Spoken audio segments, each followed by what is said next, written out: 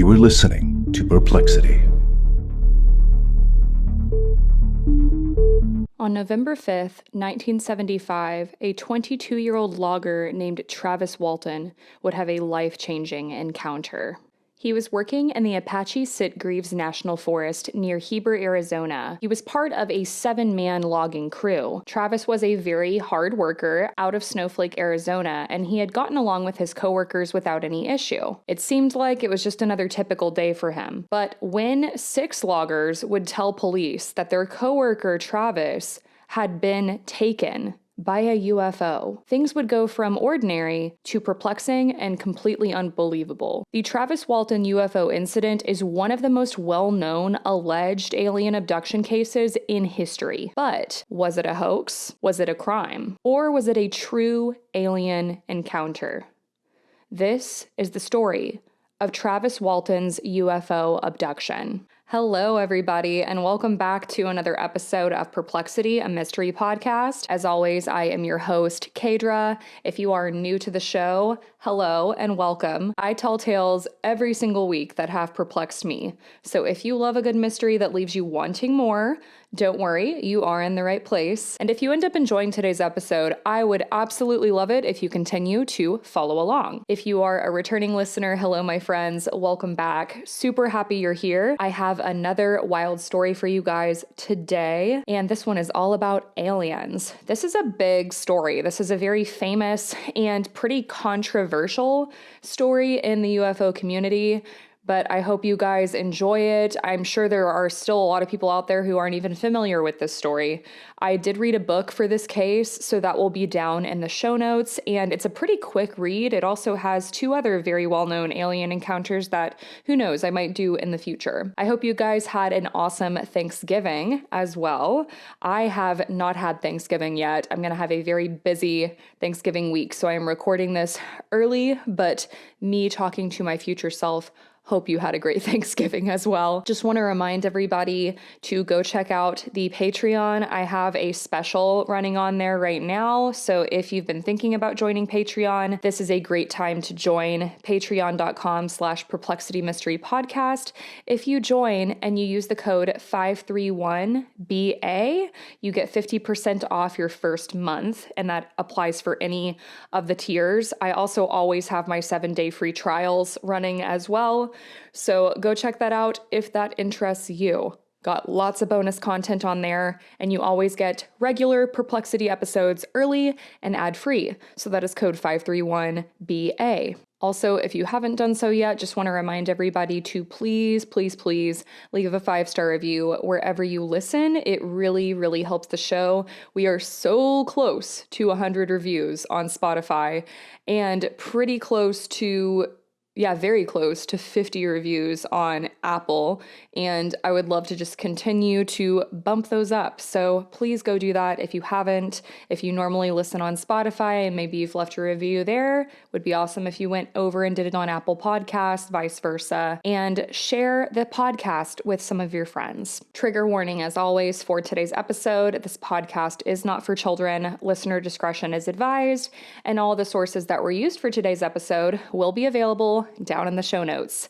So without further ado, let's get into this famous, wild story of Travis Walton's UFO abduction. So Travis Walton at this time had been working for a man named Mike Rogers. Mike had done a lot of contract work for the United States Forest Service for the last 9 years. He and Travis were actually pretty close friends. Travis was also dating Mike's sister, Dana, who he would later get married to. So on this particular day, November 5th, 1971, Travis was returning to an ongoing project near Turkey Springs. His company had been assigned quite some time back to this project. They were supposed to basically be thinning out all of the scrub brush and the undergrowth on this very large stretch of land. There were over 1,200 acres here. So they had a crew that had been working really hard on it, but they were falling behind. This led to them working overtime. So the men would often work these really long hours till as late as 6 o'clock the next morning. Among the group on this project this particular day, day were Mike and Travis, as well as Steve Pierce, John Goulet, Alan Davis, Ken Peterson, and Dwayne Smith. So the men decided they were all going to ride together in Mike Rogers' truck.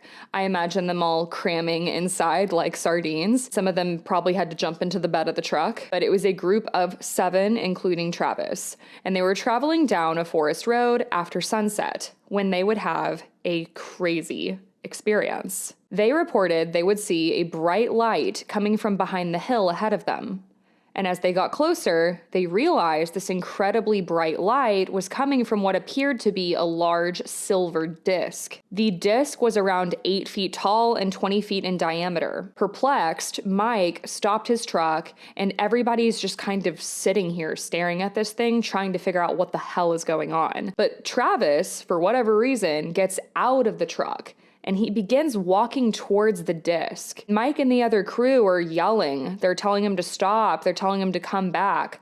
But Travis seemed unable to hear them, as if he was in a trance. So Travis gets closer and closer to this disc until he's standing directly underneath it because it's hovering above the ground. Suddenly, the craft began to move erratically from side to side, and it started making a strange sound similar to the sound of a loud turbine. So at this point, Travis seems to snap out of whatever trance he's in as soon as he hears this noise. So he starts backing away in fear. He's starting to head back towards the truck, but it was too late. A beam of greenish blue light would then shoot out from the craft and struck Travis straight in the chest. Then he was lifted about a foot into the air with his arms and legs flung back behind him. It was as if he was attached to wires and then he was suddenly dropped and struck unconscious. So it started to like beam him up and then it didn't, and he just flung right back down to the ground. So he is unconscious at this point.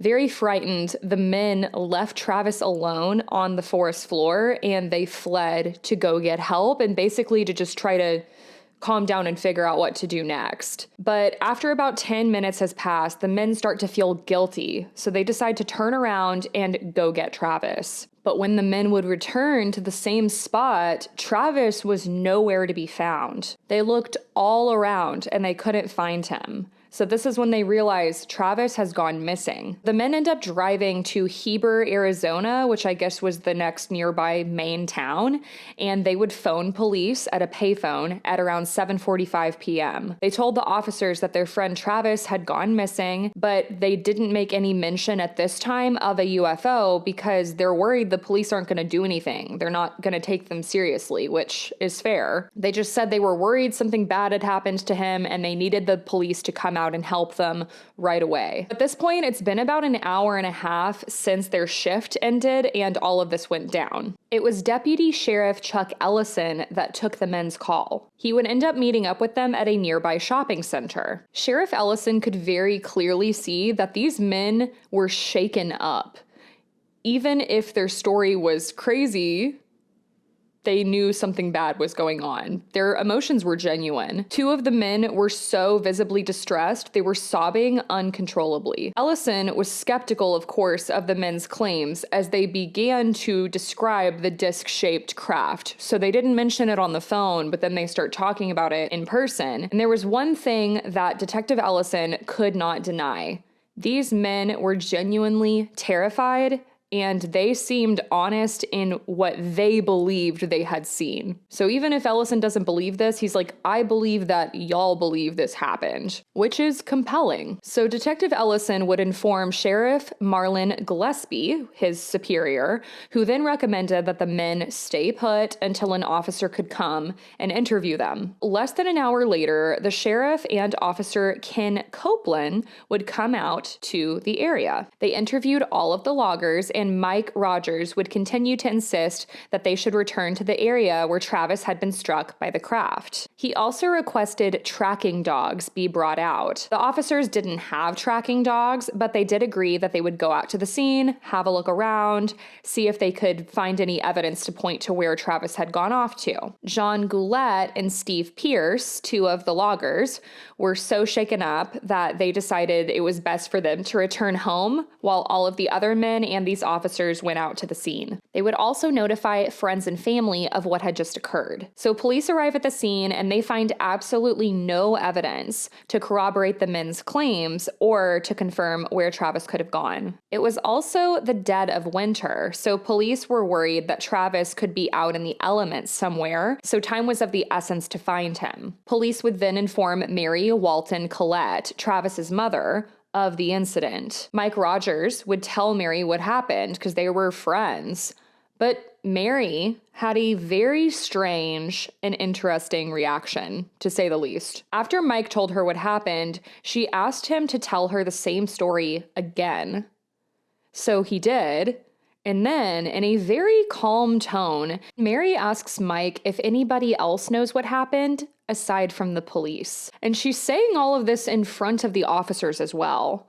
So the officers take note that this is a strange reaction to hearing that your son has disappeared and has allegedly been abducted by aliens. Detective Copeland, in particular, takes note of how Mary is behaving. And while Mary had raised 6 children and had been through her fair share of crazy things, this was certainly a very peculiar response. But perhaps she was just in shock. People react weird under pressure sometimes. After all, she would become more emotional and openly worried as the days of the investigation wore on. At 3 a.m. that day, she also called Dwayne Walton, her other son, and asked him to drive down to help with the search because he lived in another town. So police continue on with their investigation. They're scouring the area, but they would continue to come up empty-handed. Police naturally began to look at the other loggers as potentially having been involved in Travis Walton's disappearance. Sorry, but we have to consider the possibility of foul play here. Could there have been some type of unforeseen accident? Could the men have been doing drugs, partying, and something went wrong? Or could the men have murdered Travis, done something really bad to him? But if that's the case, why would they call the police and insist tracking dogs come up and help find him? On the morning of November 8th,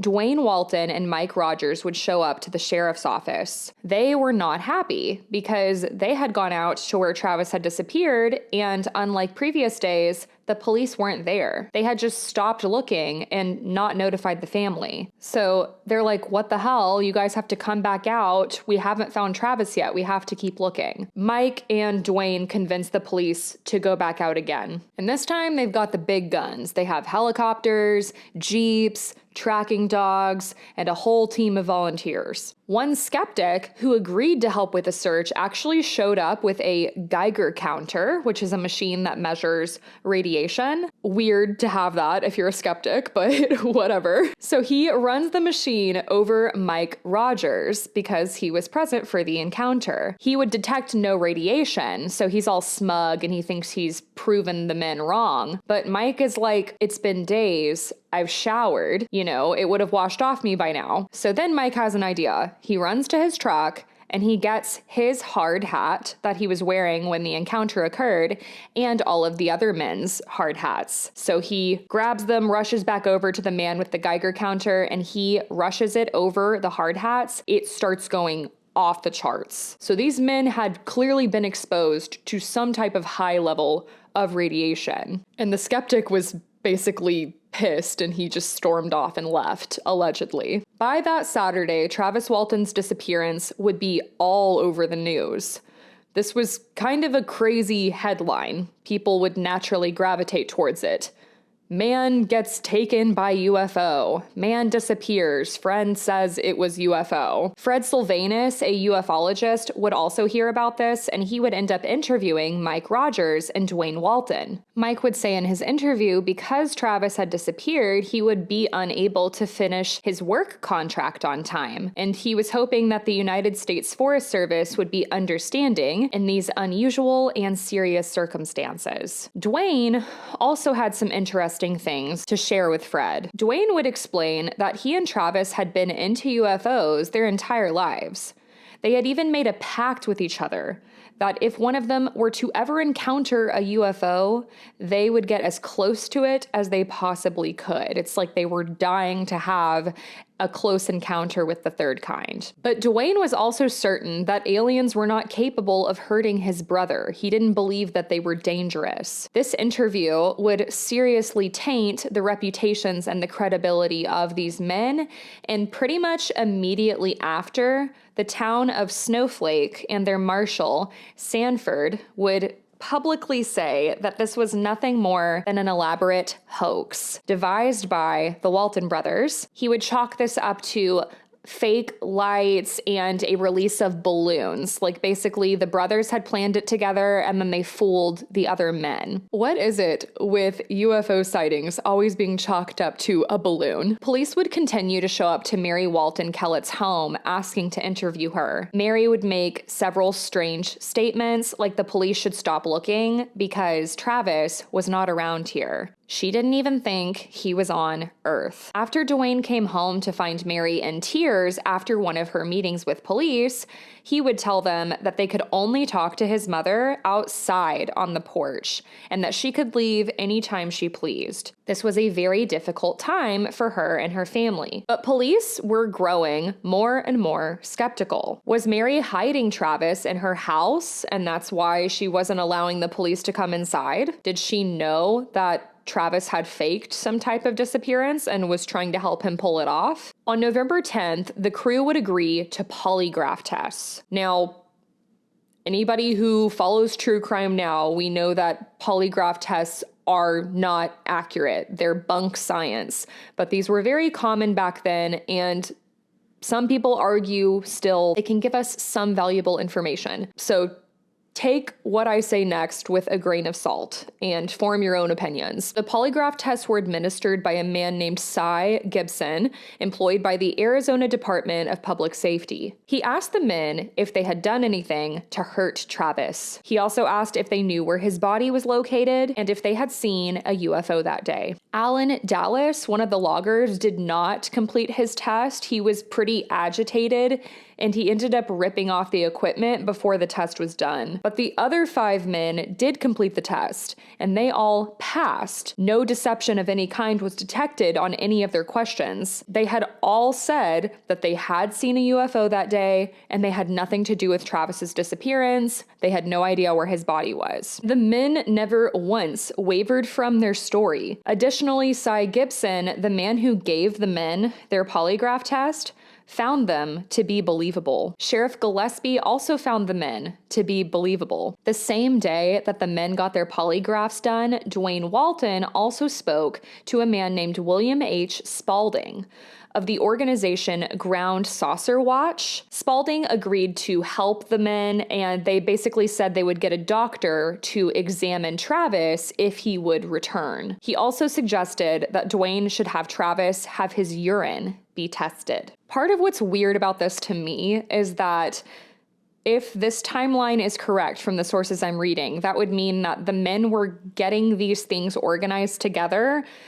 They were planning to have a doctor look at Travis when they didn't even know if he was alive at this point. So, skeptics find this part of the story very strange and orchestrated. At this point, Travis has been missing for 5 days and 6 hours. It's November 10th when Travis Walton reappears. His sister received a phone call from a payphone in Heber, Arizona. It was Travis. They would go pick up Travis, and he was very confused and disoriented. He appeared very disheveled, wearing the clothes that he had worn on the same night he disappeared. And he now had a full beard. He was clean shaven when he had disappeared. He claimed that he woke up along the side of the road, he saw the same craft above his head, and he watched it leave. He eventually realized he was along a highway west of Heber. So he ran to the next town and he found a payphone to call his sister. His brother-in-law, Grant, would tell his brother Dwayne about this call.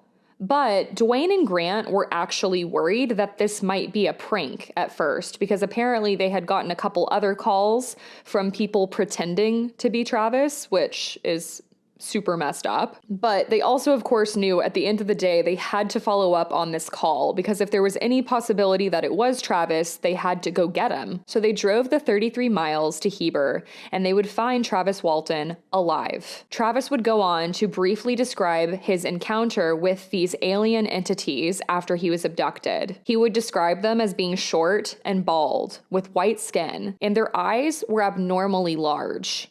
His description was also noticeably similar to Betty and Barney Hills, a couple who famously claimed to have encountered a UFO and extraterrestrials in 1961. Travis also seemed genuinely shocked to hear that he hadn't been missing for a few hours. He had lost time. He had no idea that he had been missing for 5 days. So when his family is like, touch your face, and he feels a full beard, he's shocked. Travis was also taken as promised to see a doctor, thanks to Spaulding. Lester Stewart was the doctor that would examine Travis, but he was not a medical doctor. He was actually a hypnotherapist. His family was pretty pissed off about this. They wanted a medical doctor. So they spent about 45 minutes with Dr. Stewart, according to them. Those Stewart documents, they were there over 2 hours. And Dwayne Walton, Travis's brother, felt the visit was a complete waste of time. In fact, when Dr. Stewart would call later, Dwayne would tell him to never bother their family again. Eventually, it was arranged for Travis to meet with 2 actual medical doctors, though one was a pediatrician, which I thought is a little strange. But this was with the help of another person, Coral Lorenzen from the Aerial Phenomena Research Organization, or APRO, a UFO research group. Travis would be examined by a general practitioner named Dr. Jovis Saltz, and then the pediatrician named Dr. Howard Candle. And this whole thing is a little bit strange to me. I don't know if maybe the men didn't have a lot of money, and so that's why they were having these groups help them go see a doctor. Like, I don't understand why they didn't just go straight to the hospital and have them run a bunch of tests and just be like, hey, my brother's been missing for 5 days. Like, just go see whatever medical doctor at your local hospital. You know what I mean? Like, if anybody knows, down in the comments, let me know, because I know this is a pretty well-known story, but this is something I couldn't really find answers on. Why did they feel the need to set it up with specific doctors? Because that's another thing that just makes me naturally skeptical about this story. The National Enquirer got word of this, and they did call Coral Lorenzen and promised to finance their investigation in exchange for access to the Waltons. And Lorenzen would agree to this, so this would, of course, further complicate everything about this story and its viability. Walton's medical exam found that he was in good health generally, but he had lost a significant amount of weight. He lost about 10 pounds over the course of his 5 days where he was missing. He also had a very small red spot on his right elbow that allegedly could have been left by a hypodermic needle, but a lot of the sources I read just call it a red spot, a little red mark. He also had a distinct lack of ketones in his urine. If he hadn't had any food for 5 days, his body would have began breaking down fats to survive, and the ketones in his blood would have risen, which would cause him to go into ketosis. But this was not the case. So this would basically prove that for the 5 days that Travis Walton was missing, he had been nourished in some way. So there've been a couple sources that allege, if this was a true alien abduction, that he could have been nourished through like the hypodermic needle in some way. But like, the mark was on his elbow. I've never heard of being nourished through your elbow. I mean, I'm not an alien, but just seems weird.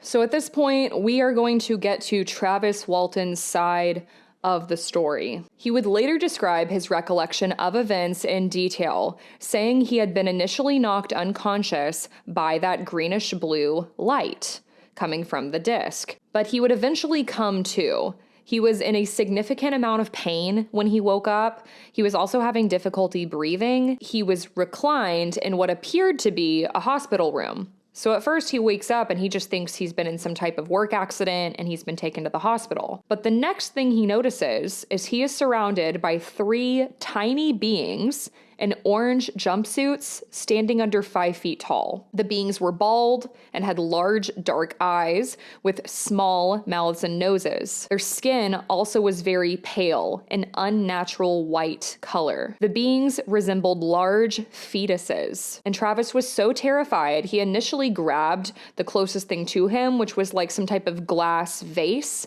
and he tried to break it and make it into a weapon, but he realized the vase wouldn't smash. So he continued to just hold this vase-like object in his hands, and he's just kind of waving it around crazy because he wants these beings to back up and get away from him. And they did. They actually put their arms up and slowly backed out of the room just to basically indicate like, hey man, we're not here to do any harm. It's all good. We'll give you some space. So then Travis throws himself out of this hospital bed or whatever this thing is that he's reclined to, and he enters a larger room with a high-backed chair sitting in the middle of it. As he moved towards the chair, lights in the room seemed to automatically turn on. He sat in the center chair, and he said that the lights eventually came into focus. It appeared to him that he was sitting in some sort of planetarium. It was like a star map was being projected above him. He then noticed a lever next to the chair, and he pulled it. This would make the lights move around him. So it's not clear if this is some type of pretend star map or if he was actually looking at outer space. When he got up from his chair, the lights disappeared. And then he heard a noise from behind him. So he turns around, and this time he sees a tall, human-like figure with blonde hair and abnormally large golden eyes. He had blue coveralls and a glass helmet on. Travis tried to ask the man questions, but he had no response. Instead, he just motioned for Travis to follow him. So Travis follows this being into another room. It looked like an aircraft hangar. 3 more human-like beings were standing there. 2 men and 1 woman. They were similar in appearance to the first man, but they were not wearing glass helmets. They were similar to other accounts of Nordic aliens, which are basically aliens that have human-like features. They're often described with lighter features, light hair, piercing blue eyes, things like that. So the woman moved towards Travis, and she put what appeared to be an oxygen mask over Travis's face. This seemed to knock Travis out, and when he woke up, he was back on Earth. Sheriff Gillespie would conclude Travis Walton had likely been assaulted and drugged, and that is what led to this story. But the doctors that assessed Travis found no drugs in his system and no signs of head trauma. Travis Walton would also later sell his story to the tabloid The National Enquirer, which published his account and awarded the loggers a $5,000 prize. In 1978, Travis Walton wrote a book. He called it The Walton Experience, and it was later adapted into the very famous 1993 film Fire in the Sky. So obviously there's a lot of controversy in this story, but one of the big things that continues to get me is Travis Walton would go on to take numerous polygraph tests. He did all these hypnotherapy sessions for years, and people could never prove he was lying. His story never changed. Now, he did fail his first polygraph test. He passed the others. But again, in my opinion, polygraphs don't hold a lot of weight. And based on the recent research with them, science feels the same way. But it would be pretty insane to tell this story for the rest of your life and never once waver from it. Travis would later marry Dana, his girlfriend, who was Mike Rogers' sister. They would have children together. And he also became the foreman of a lumber mill in Snowflake. From what I can find, Travis Walton is still alive to this day, and he continues to defend himself from accusations of fraud. He has maintained his story for decades. He also feels that the aliens did not mean to hurt him. He believes they hit him with that light on accident. Travis has also given numerous talks on the subject of alien abductions since his experience, and he has been found to be believable by many ufologists worldwide. What do you remember from that moment on? When I regained consciousness, it wasn't real quick. It wasn't real walking right up. It was real slow. It was dim. My consciousness was kind of like in and out for a while. I didn't know where I was. The pain and the feeling that I was mortally wounded. Something was so wrong inside. I felt like I was dying. And this is what really fueled the panic when I finally laid eyes on these creatures. Of course, all of the mental programming that we get from Hollywood that aliens are invading monsters, didn't help. But I instantly associated this feeling of dying with pain with them. So I was combative immediately. Where were you? I was lying on my back on a raised table. There was a light above me, just a soft glow. I lashed out at them. The one closest to me, I felt really weak. I didn't have enough strength to do much. So when my arm contacted him, he just fell back very unexpectedly easy into the other one. And I rolled off the table in the other direction. They came around the table, and the three of them were coming towards me. And I just grabbed something from behind me, an object off of the shelf there, and started swinging it at them. What was the object? It was just some large, long cylinder or rod, glass, some clear material. I wasn't studying it. I was looking at them and swinging wildly, screaming threats. They stopped, and I was planning on attacking more fully, just making way past them. The only doorway I could see was on the other side of them. And it looked like a doorway? Yeah, it looked like a doorway. What did they look like? I guess it's a pretty typical description nowadays.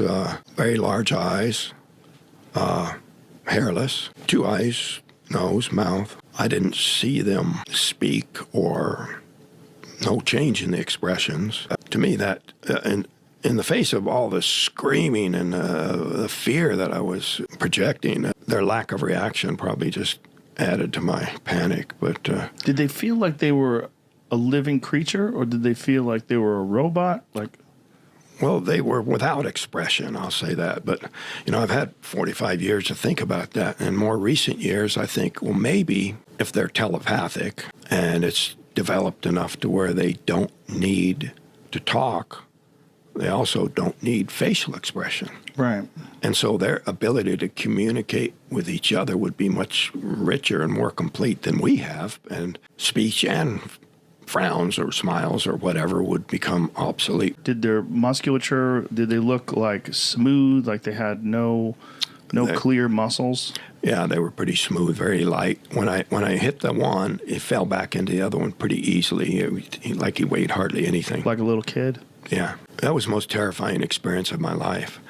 But when I tell this story and try to relate to people, I'm trying to communicate what I experienced and how utterly, utterly traumatic that was and how it was so devastating. I was, on the verge of catatonic for weeks after it happened. But I don't want to relate this story in order to inspire fear, because I've had enough time to think about it that I think that it was unwarranted, that my reaction was just due to my ignorance of the situation. The fact that I was returned at all is pretty significant, Yeah. The idea that these beings are just kidnapping people willy-nilly and doing terrible things to them, I don't subscribe to that theory.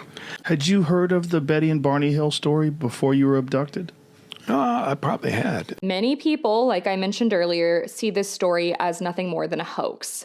Critics have pointed out potential motives for fabricating the story, such as avoiding financial penalties for failing to complete their forestry contract on time. They were running behind on that project. Several pieces of evidence and arguments have been presented to support the claim that the Travis Walton incident is a hoax. So let's get into some of those now. First one would be financial motive.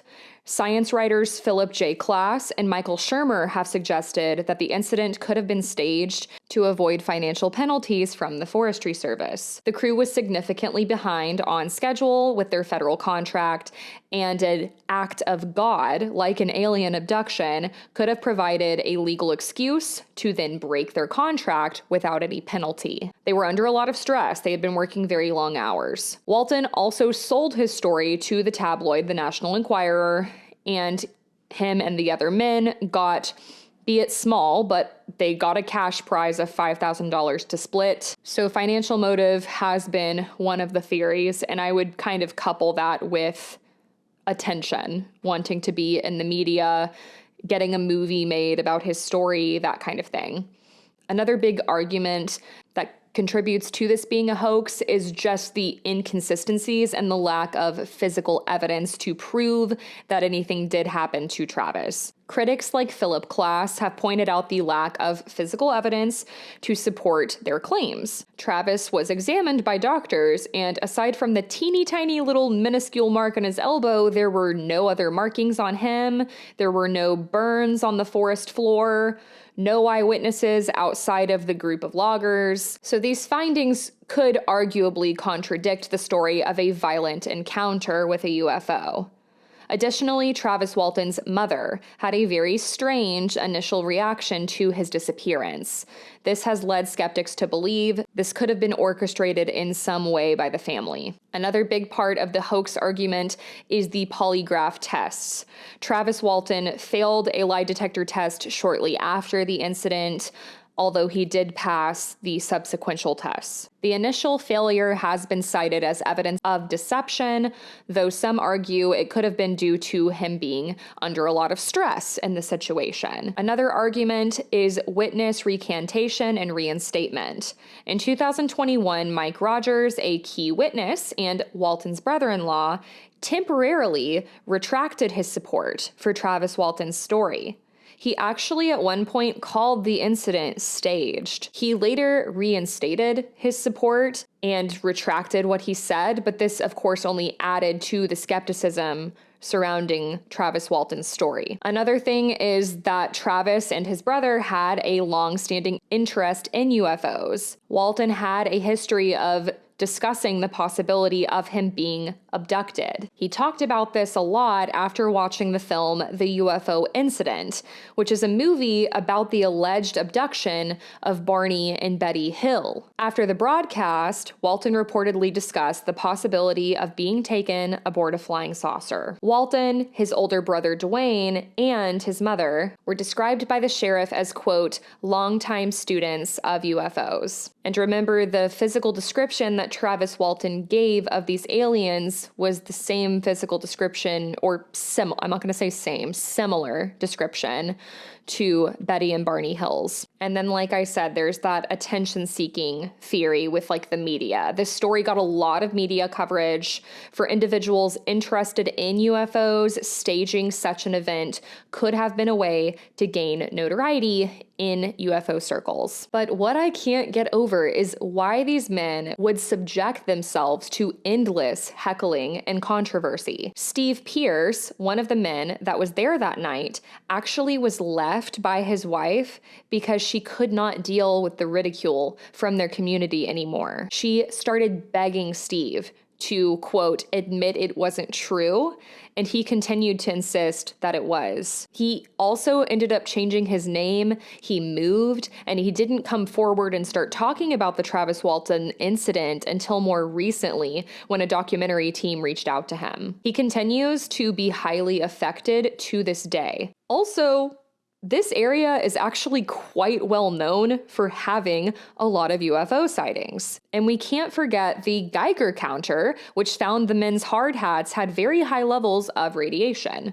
So, the big question, do you choose to believe the Travis Walton UFO abduction or not? Despite all of the controversy, this story remains one of the most famous alien abductions. Travis Walton has continued to share his story through books, interviews, and documentaries. He has never once changed his story, and the case has been the subject of numerous investigations and debates within the UFO community and beyond, but has never been able to be debunked. And whatever the case, the story of Travis Walton's abduction is certainly perplexing. So that, everybody, is the story of Travis Walton. I hope you guys enjoyed today's episode. If you did, be sure to let me know. Drop a comment down below if you're watching on YouTube, or drop a comment on this exact episode if you're listening on Spotify. Don't forget to hit that subscribe button, the notification button, give this video a like. If you're listening on a podcast platform, hit the follow button. We have new episodes coming out every Wednesday. And if you haven't done so yet, please leave a 5-star review wherever you listen. It really helps the show. I also would love to hear from you guys. If you have had a UFO encounter, I want to hear about it. You can always send your stories and your topic requests to me at perplexitymysterypodcast@gmail.com. You all are amazing. Hope you have a great week and stay safe. Don't get abducted by a UFO, and I will talk to you next week. Bye. Thank you for listening to Perplexity, a mystery podcast, hosted, written, and produced by Kadra Brannon. Assistant producer is TJ McCrae. If you enjoyed today's episode, tell the world about it by leaving a 5-star review on Spotify or Apple Podcasts. It really is the best way to support. Have a topic request or a perplexing story of your own you'd like to share? Send an email to perplexitymysterypodcast@gmail.com. If you would like to support the show further and unlock exclusive bonus content, join the Perplexed Society at patreon.com/Perplexity Mystery Podcast. Perplexity merch and additional support links can be found in the episode description. Until next week, stay curious.